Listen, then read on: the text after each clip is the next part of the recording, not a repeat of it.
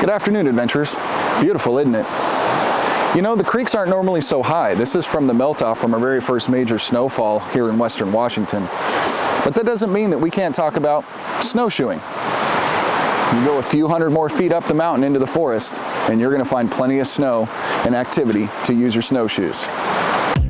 You left me all alone, yeah, outside in the cold. Wanted to come over, wanted you to know how I'm getting over. Like a centerfold, your heart is fucking cold. I'm better off. I'm better off alone. I'm better off alone. I'm better off alone. Now, before I get into the type that I bought and the reason why I bought them, when you're considering a set of snowshoes, you have to take three things into consideration: the size of your shoe and the type of shoe you'll be wearing, your physical weight, as well as the type of snowshoeing you're going to be doing. I'm approximately 6 feet tall and roughly 215 pounds. So it was important that I get a set of snowshoes that met those requirements. So for me, my snowshoe size is medium. Meeting the weight and shoe size requirement, I wear a 12. Now, I went with the TSL Phoenix 325. Now, the 325 really just kind of denotes the actual size of the snowshoe. They have a Phoenix TSL 305, which is a smaller version, same thing as this. It's the version that my wife has. Now, the third thing to consider when buying snowshoes is the type of snowshoeing you're going to do. For us, we're doing basic recreational snowshoeing. And that's going to change the type and construction of the snowshoe that you have. Most snowshoes are going to come with your bear claw here, as well as some spikes on the bottom for traction. Some more higher end snowshoes for more extreme snowshoeing, where you're going to be getting into some ice flats, will typically have a metal outer rim as well as spikes on the side, which allow you to do sidestepping. Now, part of the reason why I purchased these is because I really like the design of how my boot fit into the shoe itself, how easy it was to get in and out, and we do just basic recreational snowshoeing. Now, one of the nicer features of this is if you're going to do cross-country snowshoeing, this is a great snowshoe to have. Part of the reason for that is this little feature back here, you can flip this down, which enables a lot easier climbing uphill. And this can be actioned or de-actioned simply with your snowshoe pull. Now, this has a pretty interesting and unique setup.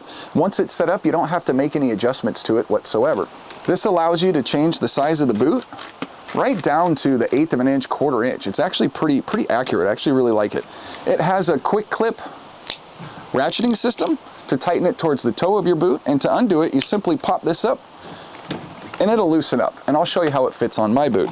The ankle strap for this particular style is a ratcheting style, which makes it easy to fit it perfectly around the type of boot that you have. So let's take a look at how my boot fits in this.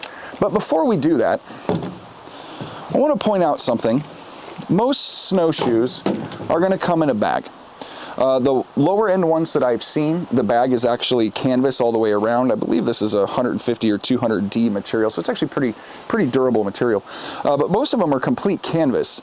These ones actually had the mesh because, I mean, how often are you going to be putting your snowshoes away dry? Do you hang them up? Do you put them in front of the fireplace? Typically not. You're going to put them right back in the bag. So this offers them the opportunity to dry.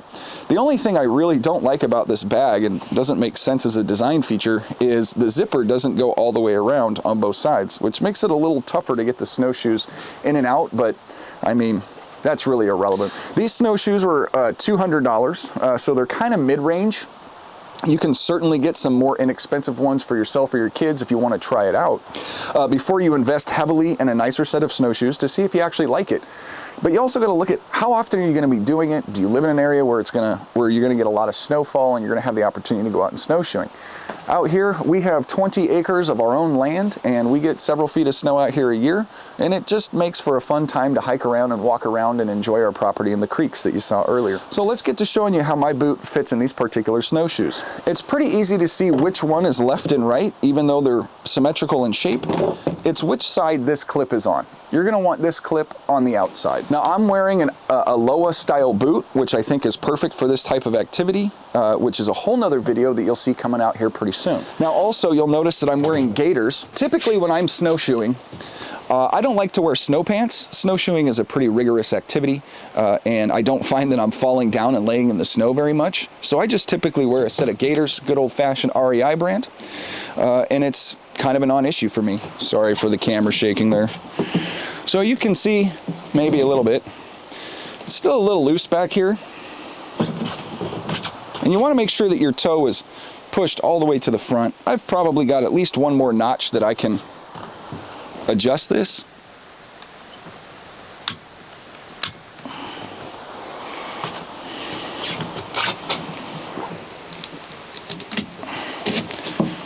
That fits pretty good.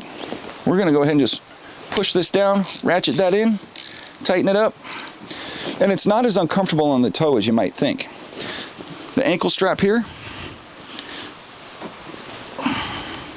we'll lock that in, and it's a simple ratcheting system.